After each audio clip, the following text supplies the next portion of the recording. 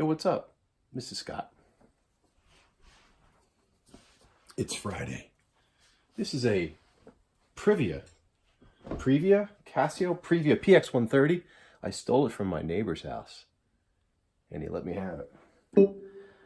I wanted to show you this pretty cool thing. It's a chord that I've learned on my own. My mom had a piano. My mom and dad have had a piano.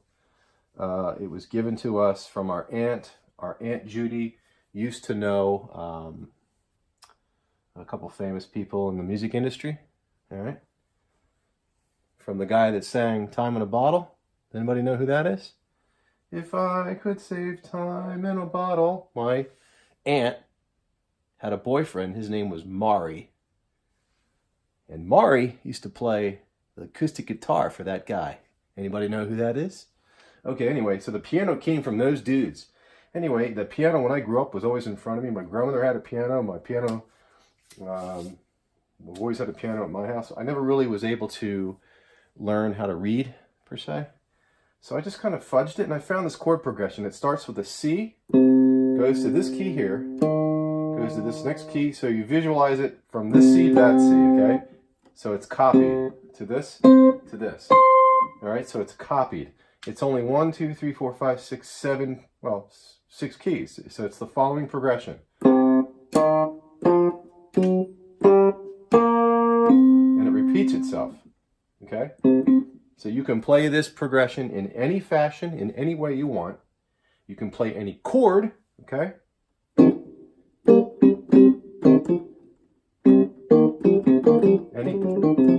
Any combination you want, and it works. Then you can start to, when you start to get your head wrapped around how it works, you can start to play it on the keyboard in any way. Let me show you, make sure that. Okay, here we go. Ready? Watch. So I'm starting from this key, right? See? And any way you play it, it sounds cool.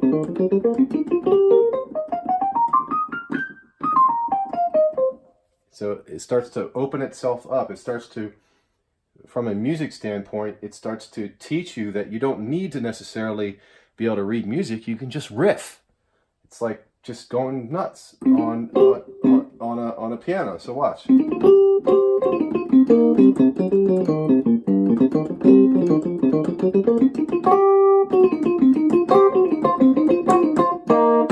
Okay?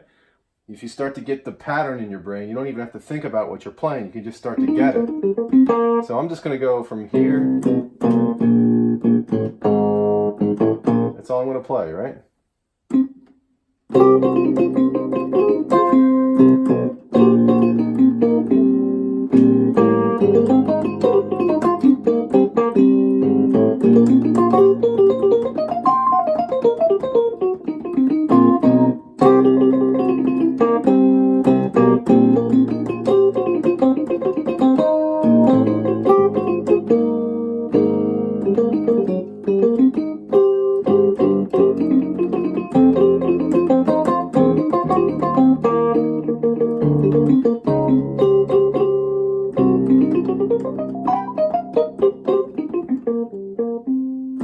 See, isn't that cool? Isn't that cool?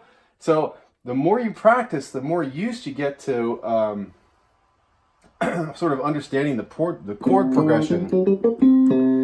It can be repeated. It can be used in any way. Now, as soon as you get sort of that figured out, then you can start doing like a boogie woogie kind of thing.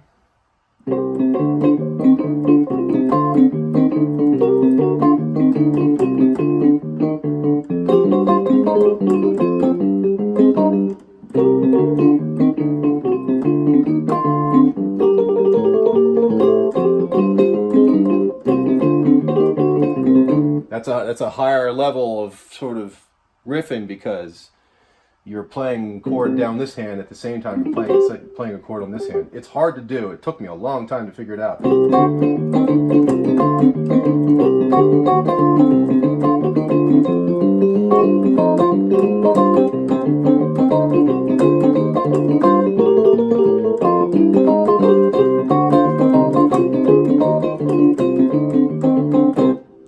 Pretty fun.